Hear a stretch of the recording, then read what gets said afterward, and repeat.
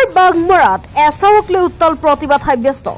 বৰপেটা জিলাৰ চেঙা সমষ্টিৰ অন্তৰ্গত বাঘমাৰা চৰত দক্ষিণ বৰপেটা জিলা ছাত্ৰ সন্থাৰ উদ্যোগত এছাৰক লৈ এক উত্তাল প্ৰতিবাদী কাৰ্যসূচী। অসম চৰকাৰ হাই হাই সংখ্যালঘুৰ ওপৰত অমানৱীয় অত্যাচাৰ বন্ধ কৰক, ধৰ্মক লৈ ৰাজনীতি কৰা বন্ধ কৰক, সাম্প্ৰদায়িক ৰাজনীতি বন্ধ কৰক, এই জুই জ্বলিছে জ্বলিবই ইত্যাদি শ্লোগান ধ্বনিৰে মুখৰিত কৰি তোলে প্ৰতিবাদস্থলী। শেহতীয়াকৈ এছাৰক লৈ প্ৰতিবাদ কৰা ছাত্ৰ সংগঠনে উল্লেখ কৰি কয় যে এই বিজেপি চৰকাৰখনে হিন্দু মুছলমানক ধৰ্মৰ নামত ভাগ ভাগ কৰিব বিচাৰিছে আৰু 2026 বিধানসভাৰ নিৰ্বাচনৰ বৈতৰণি পাৰ কৰাৰ চেষ্টা চলাই আহিছে। বৰ্তমানৰ বিজেপি নেতৃত্বাধীন চৰকাৰখনে এটা জাতিক টাৰ্গেট কৰি আহিছে। সংখ্যালঘু জাতিৰ ওপৰত চলোৱা এইবোৰ অমানৱীয় নিৰ্যাতন সোনকালে বন্ধ কৰক এই চৰকাৰখনে। News desk report and time. আমি দক্ষিণ বৰপেটা জিলা ছাত্ৰ সন্থাৰ উদ্যোগত আজি এখন প্ৰতিবাদী কাৰ্য হাতত লৈছিলোঁ অসম চৰকাৰৰ এগেইনষ্টে বিৰুদ্ধে। আমি মাজে মাজে দেখা পাওঁ যোৱা দিনবোৰতো বা আহি আছে দিনবোৰতো আমাৰ সংখ্যালঘুসকলক একেবাৰে নিৰ্যাতন চলাই আহিছে। এই নিৰ্যাতন আমি কেতিয়াও মানি নলওঁ। এজন সংবিধানৰ মুৰব্বী হৈ সংবিধানৰ কোনটো দফাত ক'ত উল্লেখ আছে যে অসমৰ সংখ্যালঘুসকলৰ মুছলমানসকলৰ ভোট কৰ্তন কৰাৰ অধিকাৰ তেওঁ কোনে দিছে? তেওঁ ভোট কৰ্তন কৰাৰ অধিকাৰ তেওঁ তেওঁতো একো নহয়। তেওঁৰ ভোটৰ মূল্য যি আমাৰ ভোটৰ মূল্য একে।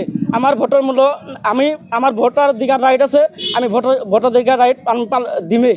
এইটো তেওঁ কৰ্তন কৰাৰ কাৰণে কোনো নহয়। মুকলিত মুখ্যমন্ত্ৰীয়ে কৈছে যে আমি সংখ্যালঘু মিয়া মুছলমানখিনিক আমি হাৰাশাস্তি কৰিম আৰু বেলেগ দল সংগঠনক উৎসাহিত কৰিছে তেওঁৰ কথাটো। এই ক্ষেত্ৰত আপোনালোকে কি ক'ব? এইটো চাওক, একেবাৰে অসাংবিধানিক, আইন বিৰোধী। আইন সকলোৰে বাবে সমান, ল ইজ ইকুৱেল। আমি ভাৰতবৰ্ষত বসবাস কৰা নাগৰিক। ভাৰতবৰ্ষত আমাৰ জন্ম, অসমত আমাৰ জন্ম। আমি অসমতে ডাঙৰ দীঘল হৈছোঁ। আমি কেতিয়াও বাংলাদেশী নহয় আৰু আমাৰ এই ক্ষেত্ৰত আমাৰ ভোটাধিকাৰ কোনো পদ্ধতিতেও কাটিব নোৱাৰে। এইটো কি আচলতে ৰাজনৈতিক মানে ষড়যন্ত্ৰ নেকি? যে ইলেকশ্যনৰ আগে যে মুছলমানসকলক গালি পাৰি ভোট বিভাজনৰ এটা চেষ্টা কৰি আছে? এইটো চাওক, আমাৰ অসমৰ মুখ্যমন্ত্ৰী মহোদয়ে কৈছে যে আমাৰ অসমখন ভাৰতবৰ্ষৰ 5 নম্বৰ ৰাজ্যৰ ভিতৰত লৈ যাব। যদি 5 নম্বৰ ৰাজ্যৰ ভিতৰত লৈ যাব বিচাৰে তেনেহ'লে অসমত যদি হিন্দু মুছলিমৰ ৰাজনীতি কৰি থাকে তেতিয়াহ'লে কেতিয়াও আমি 5 নম্বৰত যাব নোৱাৰিম। আৰু তেওঁৰ এইটো মূল ইছ্যু, এইটো লৈ তেওঁ সকলো ইছ্যু ঘটাইছে। এতিয়া আৰু বেলেগ ইছ্যু নাই। এতিয়া নিৰ্বাচনৰ সময়ত, নিৰ্বাচনৰ প্ৰাক মুহূৰ্তত অসমত হিন্দু মুছলিমৰ ৰাজনীতি কৰি তেওঁ নিৰ্বাচনত জয়ী হোৱাৰ এটা প্ৰচেছ হাতত লৈছে। মূল্যবৃদ্ধি নাইবা অন্যান্য উন্নয়ন কৰিব নোৱাৰাৰ যি ইছ্যু, এই ইছ্যুবিলাক ডাইভাৰ্ট কৰাৰ কাৰণে এইটো সাম্প্ৰদায়িক ৰাজনীতি কৰি আছে। এইটো একেবাৰে সাম্প্ৰদায়িক ৰাজনীতি।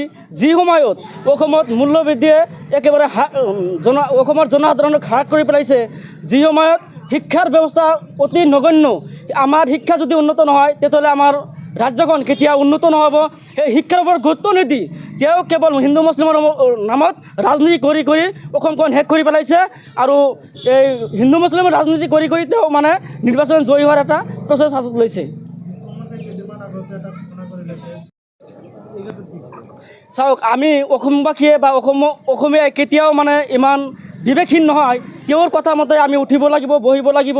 আমি অসমীয়া জাতিয়ে কেতিয়াও আমি এটা গৰীব দুখীয়া মানুহক হাৰাশাস্তি কৰিবলৈ নিদিওঁ আৰু কেতিয়াও নকৰে। এটা ৰিক্সাৱালা কিমান কষ্ট কৰি দিন মজুৰি কৰি তেওঁৰ দিনটো কষ্ট কৰি সেই টকাৰে চাউল বা বজাৰ কৰি লৈ তাৰ পৰিয়ালটো পোহপাল দি আছে। এই ক্ষেত্ৰত যদি আমি তেওঁলোকক হাৰাশাস্তি কৰোঁ তেওঁলোকে ক'ত যাব? এতিয়া একেবাৰে অন্যায় হ'ব, এইটো ন্যায় নহ'ব। আমি এনেকুৱা অসাংবিধানিক কাজ আমি কেতিয়াও অসমত হ'বলৈ নিদিওঁ। আমি তীব্ৰ ভাষাৰে গৰিহণা দিছোঁ এইটো কাৰ্য। আজি আমি দক্ষিণ বৰপেটা জিলা ছাত্ৰ সন্থাৰ উদ্যোগত প্ৰতিবাদী কাৰ্যসূচী হাতত লৈছোঁ। কিয়নো আপোনালোকে দেখা পাইছে স্বদেশী মানুহবোৰক বিদেশী সজাবলৈ এইখন অসম চৰকাৰে চেষ্টা কৰি আছে। মোৰ বৰদেউতাহঁতৰ পৰিয়ালৰ 5টা মানুহক মানে বিদেশী নামত নটিচ পঠাইছে। এই কাৰ্যক আমি অত্যন্ত গৰিহণা দিছোঁ আৰু এইটো গৰিহণাৰ যোগ্য। কিয়নো আমাৰ পূৰ্বপুৰুষসকলে ভাৰতীয় নাগৰিক আৰু ভাৰত স্বাধীনতাৰ ক্ষেত্ৰত আমাৰ পূৰ্বপুৰুষসকলৰ বহুত অৰিহণা আছে। আমাৰ এই মুছলমানসকলে ভাৰত স্বাধীনতাত হিন্দুতকৈ মুছলমানৰ ত্যাগৰ মানে অৰিহণা বেছি আছে। আমাৰ যিটো পুৰণা ইতিহাস খুচৰি চালে নিশ্চয় দেখা পাব যে লাখ লাখ মুছলমানৰ কেঁচা তেজৰ বিনিময়ত আজি এইখন ভাৰতবৰ্ষ স্বাধীন হৈছে। আজি সেই ভাৰতবৰ্ষৰ সেই মুছলমানক বিদেশী সজাব খুজি আছে সেই হিমন্ত বিশ্ব শৰ্মাৰ চৰকাৰখনে। আপোনালোকে চাইছে নিশ্চয়, আপোনালোকে সকলোৱে জানে যেতিয়া প্ৰত্যেক বছৰে ইলেকশ্যন চমু চাপি আহিব এই হিমন্ত বিশ্ব শৰ্মাৰ চৰকাৰখনে বিভিন্ন ধৰণে ধৰ্মকেন্দ্ৰিক ৰাজনীতি কৰি মানুহক মূল ইছ্যুৰ পৰা ডাইভাৰ্ট কৰাৰ বাবে চেষ্টা কৰিব। এই সমাগত কেইদিনমান আগতে আমাৰ জুবিন দাৰ যিটো ন্যায় সম্পৰ্কত সেই ন্যায়ৰ ইছ্যুটো ডাইভাৰ্ট কৰাৰ বাবে হিমন্ত বিশ্ব শৰ্মাই আমাৰ হিন্দু মুছলমানৰ মাজত এটা ভেদভাৱৰ বিভেদৰ সৃষ্টি কৰাৰ বাবে বিভিন্ন ধৰণৰ কূটনৈতিক মন্তব্য দিবলৈ ধৰিছে। সেইটো আমি খুবেই নিন্দনীয় এইটো কাৰ্য কৰিছে হিমন্ত বিশ্ব শৰ্মা। আমি এইটো খুবেই মানে ধিক্কাৰ দিছোঁ। আমি হিমন্ত বিশ্ব শৰ্মাই যদি পিছত আৰু ইয়াৰ পিছত যদি এনেকুৱা ধৰণৰ কোনো মন্তব্য দিয়ে আমি দক্ষিণ বৰপেটা জিলা ছাত্ৰ সন্থাৰ পৰা অসমত ভয়াৱহ এটা পৰিৱেশৰ সৃষ্টি কৰিম বুলি আমি ধিক্কাৰ জনাইছোঁ, আমি ঘূৰি শুনা দিছোঁ।